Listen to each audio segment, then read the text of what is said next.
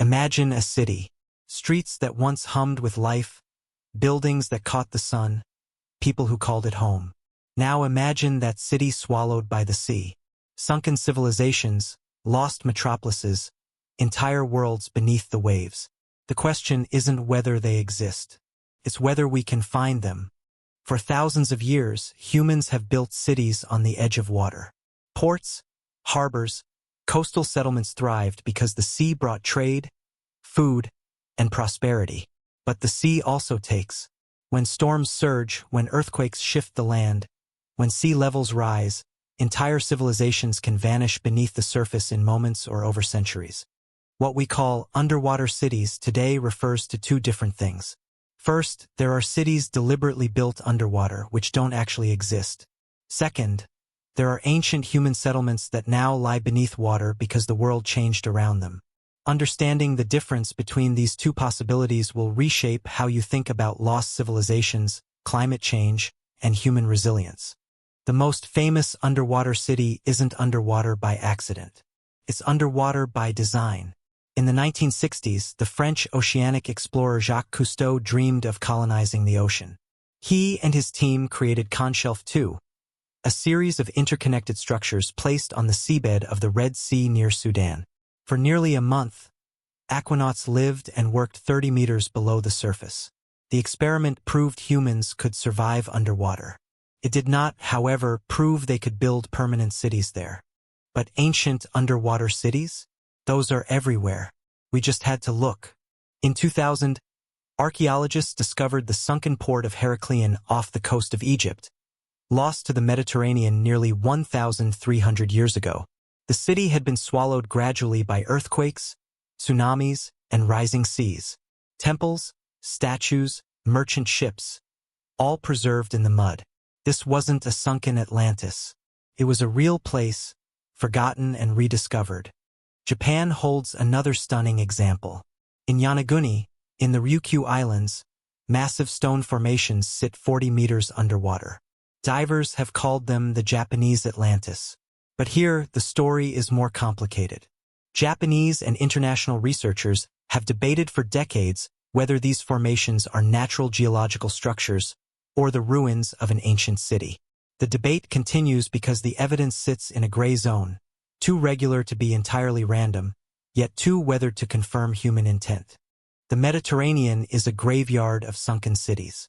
Port Royal in Jamaica, destroyed by an earthquake in 1692, sank into the harbor and remains one of the most intact underwater archaeological sites on Earth. Pavlopetri in Greece, discovered in the 1960s, is believed to be the oldest underwater city ever found, over 5,000 years old, submerged when sea levels rose after the Ice Age. What ties these discoveries together? None were built as underwater cities. All were swallowed by environmental forces beyond human control. Let's look at what we actually know. Underwater archaeology is real. Teams use sonar, submersibles, and careful excavation to study sunken settlements. When they dig, they find artifacts. Pottery shards, anchors, coins, tools. The same objects archaeologists find on land. These objects can be dated using carbon-14 and contextual analysis. They tell stories. Heracleion yielded over 2,000 artifacts, including a 27-foot-tall statue of a priest, coins dated to specific pharaohs, and entire shipwrecks. The museum carbon-dated the objects. The chronology matched historical records. The city was real. For Pavlopetri, researchers mapped the entire site using multi-beam sonar, a technology that creates high-resolution underwater maps. They identified house foundations, a paved street, and a harbor structure. The layout matched known patterns of ancient Greek settlements. The ceramics recovered were consistent with the late Minoan period, from 1700 to 1450 BCE. But here's the catch. Underwater archaeology is slow and expensive. We've explored less than 5% of the ocean floor. There could be thousands of sunken cities we haven't found yet. The Mediterranean alone could hold dozens of lost settlements beneath just a few meters of silt and sand. What else might be down there? The evidence for existing underwater cities is strong. What is not confirmed is whether there are deliberate underwater cities, built structures designed to be inhabited permanently beneath the sea. No such city has ever been successfully constructed or inhabited for more than a few weeks. Here's where the story splits. Some marine engineers and futurists argue that underwater cities could be built today using modern technology. Pressure-resistant habitats, oxygen generation systems, food cultivation chambers. The technology exists in theory. The question is economic and practical, not purely scientific. Others argue that the ocean is hostile to permanent human habitation in ways we haven't solved. Pressure increases with depth. Corrosion accelerates underwater. Supply lines from the surface become complicated. The psychological toll of permanent underground living affects humans in ways we still don't fully understand. The Yonaguni formation debate illustrates another gap. Sometimes we simply can't tell the difference between natural formation and human construction when time and geology have done their work. Some geologists insist the formations are natural basalt layers. Others argue the clean angles suggest intentional quarrying. Both sides have evidence that sounds convincing, and both sides could be right about different parts of the site. There's also uncertainty about which sunken settlements were truly swallowed by fate versus gradually abandoned as harbors silted up or populations migrated inland. Many Mediterranean towns weren't suddenly swallowed. They were slowly left behind as water and sediment accumulated over generations. The line between underwater city and abandoned settlement that happens to be near water blurs at the edges. These discoveries matter deeply to the people whose ancestors built them. For Greeks, finding Pavlopetri connected them to a lineage stretching back 5,000 years. For Egyptians, Heracleion revealed a cosmopolitan port where Greek traders lived alongside Egyptian merchants. A reminder that ancient Mediterranean civilizations were already globalized, already trading, already mixing. These aren't abstract ruins. They're homes that belong to someone. In the Pacific, indigenous communities are watching this story unfold with urgent concern. As sea levels rise and coastal erosion accelerates, dozens of Pacific island nations face the prospect of their own cities becoming underwater cities, not as archaeological discoveries centuries from now, but in the next few decades. Places like Kiribati and Tuvalu are preparing for potential relocation. Their cities may become what future archaeologists call underwater settlements. Not ancient history, but recent trauma. For them, this isn't a mystery. It's an emergency. The emotional weight of this story, for many, is not about discovery. It's about warning. We've seen civilizations swallowed by water before. We know it can happen again. And this time, we see it coming. Think of underwater cities this way. The ocean is a time capsule. When water covers a settlement and keeps it sealed from air and microbes, it preserves things almost perfectly. A wooden ship can last 1,000 years underwater in ways it never could on land. This is why underwater archaeology is so valuable. We get to see how people actually lived, not just what survived the ages. But there's a bigger picture here. Whether we're talking about ancient Heracleion or future Pacific Island cities, the story is the same. Human civilization is not fixed to the land. It's vulnerable. It rises and falls with water levels, weather patterns, and geological forces we only partially control. Every underwater city, real or imagined, is a reminder of that fragility. Now imagine the future. Rising seas threaten major coastal cities: New York, Mumbai, Shanghai, Alexandria. In a few centuries, parts of them could be underwater. Future archaeologists might dive where skyscrapers once stood and find the same pattern repeated. Human ambition meeting geological reality. There are already prototypes being tested. Companies and universities in Japan, the Netherlands, and the UAE are exploring underwater or semi-submerged habitats. Shimizu Corporation proposed a design called the Ocean Spiral, a massive underwater city concept that could house 5,000 people in a spiral structure descending 3,000 meters below the surface.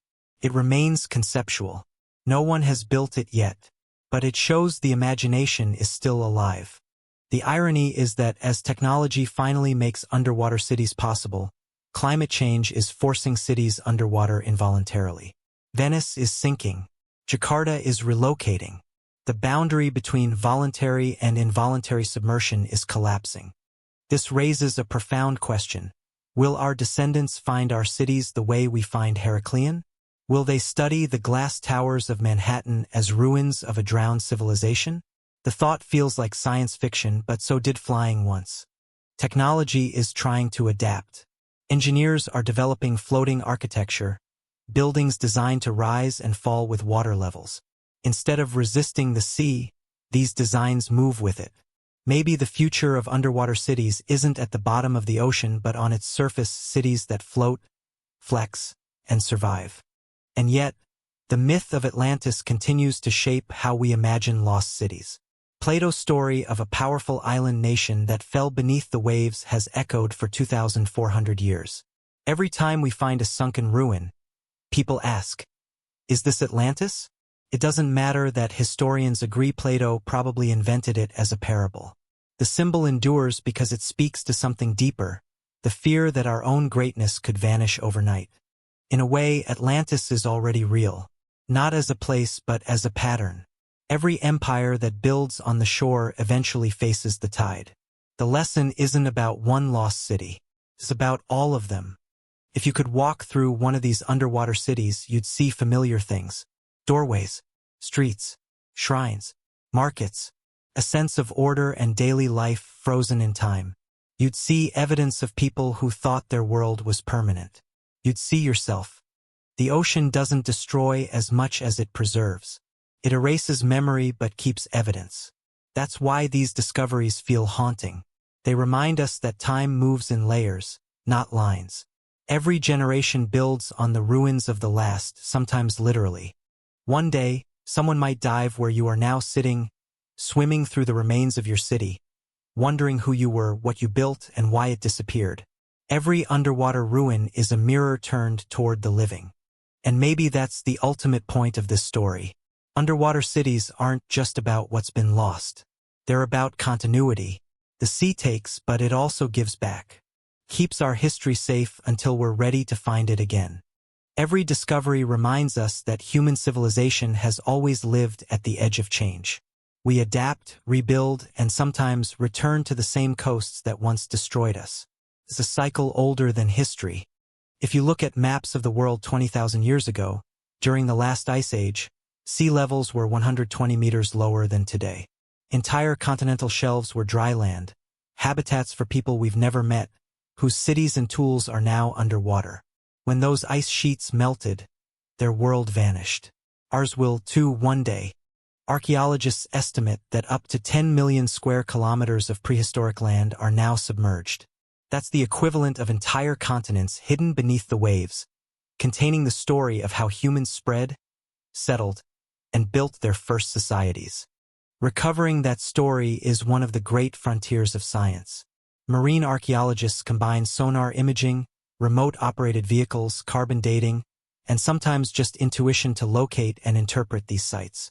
Each discovery rewrites a small piece of human history. We are the first civilization capable of exploring our own drowned past in real time. The same technology that maps Mars can now map the seafloor in exquisite detail. We can see our own ruins before they disappear forever.